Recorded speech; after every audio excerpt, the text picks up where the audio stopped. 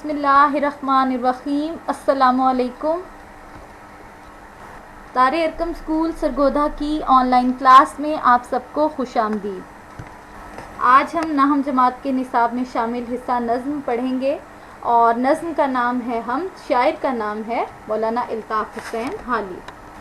मौलाना इल्ताफ़ हुसैन हाली उर्दू अदब के सबसे पहले कौमी शायर हैं। सर सैयद के इस्लाही मकासद को पूरा करने के लिए मायारी और बामकसद शायरी का आगाज़ किया। मुसद्दसे हाली उनका जिंदा व जावेद कारनामा है। मौलाना इल्ताफ़ हुसैन हाली 1837 में पैदा हुए और 1914 में वफ़ात पाई। मौलाना इल्ताफ़ हुसैन हाली पानीपत में पैदा हुए। उनका ताल्लुक़ अंसारियों के एक मुअज़्ज़ज़ इज़्ज़तदार ख़ानदान से था, यानी उनके बाप दादा का ताल्लुक़ हज़रत अबू अयूब अंसारी की नस्ल से था, जो ग़यासुद्दीन बलबन हिंदुस्तान का 9वां हुक्मरान था और ख़ानदान ग़ुलामा का पहला बादशाह। उसके ज़माने में हरात से हिंदुस्तान आया और फिर यहीं का हो रहा। उनके वालिद ख्वाजा एज़ बख्श ने इंतहाई उसरत, माली तंगी और तंग दस्ती में ज़िंदगी गुजारी, गुर्बत में ज़िंदगी गुजारी। हाली अभी 9 साल के थे कि उनके वालिद का इंतकाल हो गया। बड़े भाई और बहन ने हाली की परवरिश की। 17 साल की उम्र में उनकी रजामंदी, उनकी मर्जी के बगैर उनकी शादी कर दी गई। इल्म के शौक में ये बीवी को मेके छोड़कर दिल्ली चले गए और वहाँ 1.5 साल मारूफ आलिम और वाइज मौलवी नवाजिश अली के मदरसे में ज़ेरे तालीम रहे, तालीम हासिल करते रहे। 1856 में हिसार कलेक्ट्री में मुलाजिम हो गए, मगर 1857 की जंग आज़ादी के बाइस उन्हें वापस आना पड़ा। 1857 के बाद नवाब मुस्तफ़ा खान शेफ्ता, जो उर्दू अदब के नामवर शायर और मिर्ज़ा गालिब के हम ज़माना शायर हैं, उनके मसाहिब, दोस्त और उनके बच्चों के अतालीक उस्ताद रहे। इसी ज़माने में उन्होंने शायरी में मिर्ज़ा गालिब की शागिर्दी इख्तियार की। गवर्नमेंट बुक डिपो लाहौर और एंग्लो अरेबिक स्कूल दिल्ली में मुलाजमत की। 1904 में उन्हें शम्सुल उलमा, उलमा का सूरज का खिताब मिला। यहाँ तक इनके इब्तदाई हालात थे। अब मौलाना इल्ताफ़ हुसैन हाली का उर्दू अदब में मकाम देखते हैं कि क्या है। मौलाना हाली का शुमार उर्दू अदब के अहम शायरों, नस्र निगारों और तनकीद निगारों में होता है। 1857 से पहले उन्होंने कदीम और रवायती तर्ज की शायरी की, यानी 1857 की जंग आज़ादी से पहले जो मौलाना इल्ताफ़ हुसैन हाली की शायरी है वो रवायती मौज़ूआत इश्क व मोहब्बत पर मबनी थी। मगर जब अंग्रेज़ों के इक़्तिदार में आम हालात में तब्दीली रूनुमा हुई तो उनके ख़यालात भी बदल गए, यकसर बदल डाला, बिल्कुल बदल डाला। अंजुमन पंजाब की तहरीक, अंजुमन पंजाब में आपको बता चुकी हूँ, ऐसी तंजीम है जिसने जदीद तर्ज की शायरी की बुनियाद रखी, यानी मायारी और बामकसद शायरी का आगाज़ किया। गवर्नमेंट बुक डिपो की मुलाजमत और सर सैयद से वाबस्तगी ताल्लुक़ ने उनके नए ख़यालात को परवान चढ़ाने में अहम किरदार अदा किया। मौलाना हाली की अखलाकी, इस्लाही और मिली शायरी ने उर्दू अदब पर बहुत गहरे असरात मुरतब किए। उन्हें जदीद शायरी, तनकीद निगारी और सवाने निगारी जो है वो किसी भी मशहूर शख्सियत के हालात ज़िंदगी को तफसील से लिखना होता है। इसमें अव्वलियत का दर्जा, अहमियत, बहुत ज़्यादा अहमियत हासिल हुई। मौलाना हाली ने नस्र और नज़्म में कई किताबें यादगार छोड़ी। उनकी अहम किताबों में दीवान हाली, मुसद्दसे हाली, मुकदमा शेर व शायरी, यादगार गालिब, हयात सादी और हयात जावेद खसूसियत से काबिल ज़िक्र हैं। अब हम देखते हैं कि नज़्म क्या होती है। किसी भी मफ़हूम को लफ्ज़ों की ख़ास तरतीब से पाबंद करके इस तरह अदा करना कि उसमें रवानी हो, तसलसल हो और तरन्नुम हो, नज़्म कहलाती है। हम्द क्या होती है? ऐसी नज़्म जिसमें अल्लाह ताला की तारीफ़ व तौसीफ़ बयान की गई हो, हम्द कहलाती है। हम्द का मरकज़ी ख़याल अल्लाह ताला कायनात का खालिक व मालिक है। कोई चीज़ अल्लाह ताला के दायरे कुदरत से बाहर नहीं। अल्लाह ताला कादिर और इंसान आजिज़ है। नाशुक्रगुज़ार लोगों को भी मुश्किल वक्त में अल्लाह ताला की ज़ात वाहिद सहारा नज़र आती है। हाँ जी, हम्द पढ़ते हैं हम। कब्ज़ा हो दिलों पर क्या और इससे सिवा तेरा, ایک بندہ نافرما ہے حمد سرا تیرا، گو سب سے مقدم ہے حق تیرا ادا کرنا، بندے سے مگر ہوگا حق کیسے ادا تیرا۔ محرم بھی ہے ایسا ہی جیسا کہ ہے نا محرم، کچھ کہہ نہ سکا جس پر یاں بھید کھلا تیرا، جچتا نہیں نظروں میں یاں خلت سلطانی، کملی میں مگن اپنی رہتا ہے گدا تیرا۔ تو ہی نظر آتا ہے ہر شے پہ محیط ان کو، جو رنج و مصیبت میں کرتے ہیں گلا تیرا۔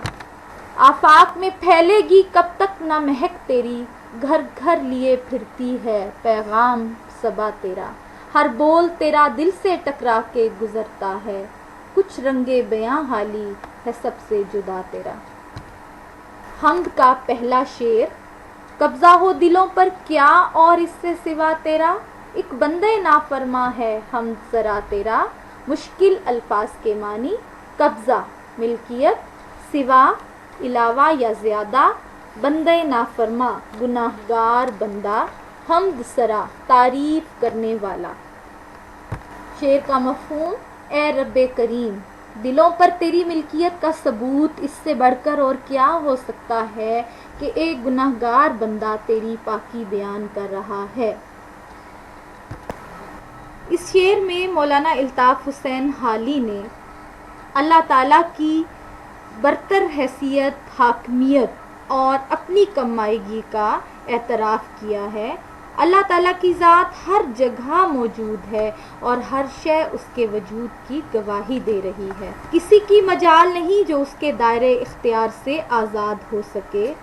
وہی برحق ذات تسبیح و تقدیس کے لائق ہے۔ قرآن پاک میں ارشاد ہوتا ہے یسبح لہ ما فی السماوات و ما فی الارض، زمین و آسمان میں جو کچھ ہے سب اسی کی تسبیح و تقدیس کرتا ہے۔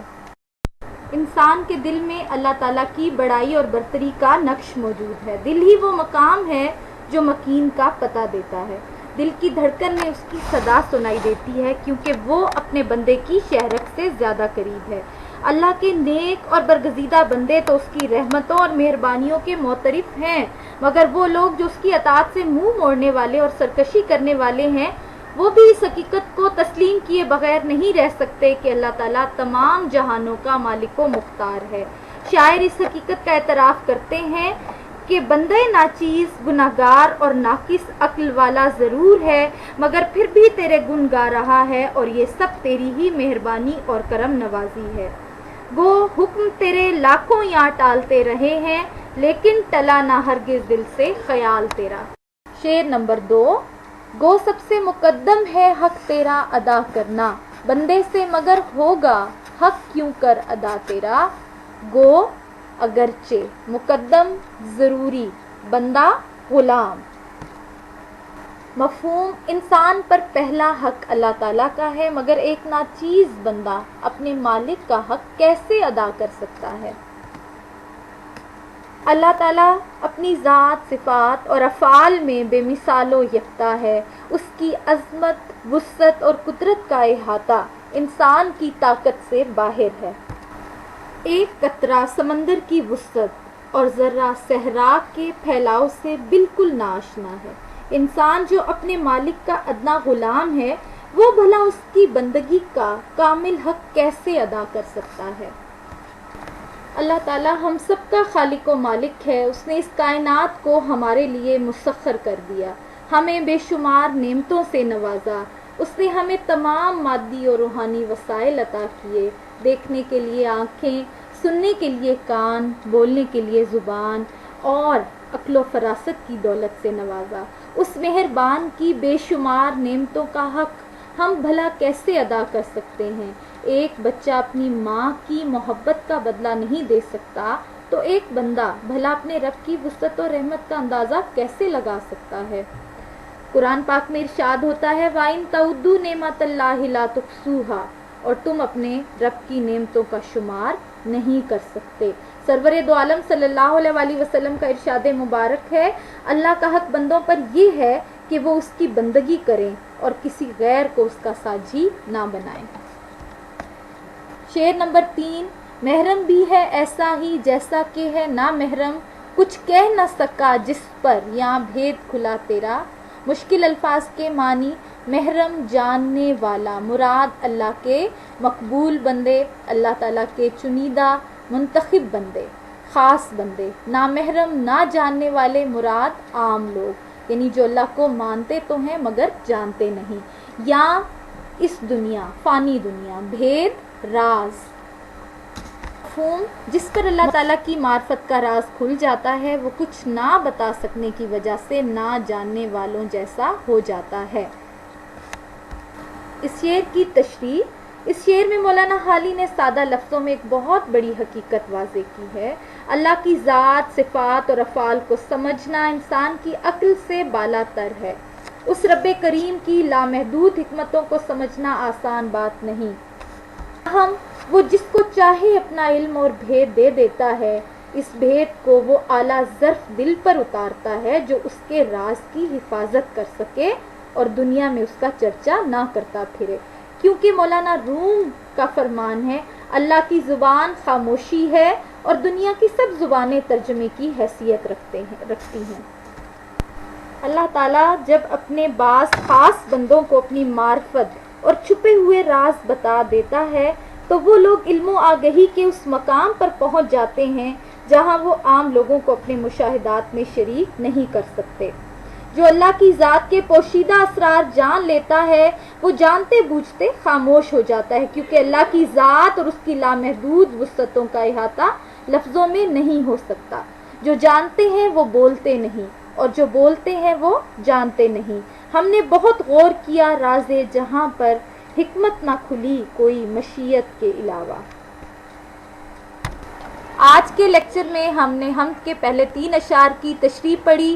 آپ اس تشریح کو دھیان سے سنیں، سمجھیں اور پھر یاد کرنے کی کوشش کریں۔ اللہ تعالی ہم سب کا حامی و ناصر رہے۔ اس کے ساتھ ہی آپ سب سے اجازت، اللہ حافظ۔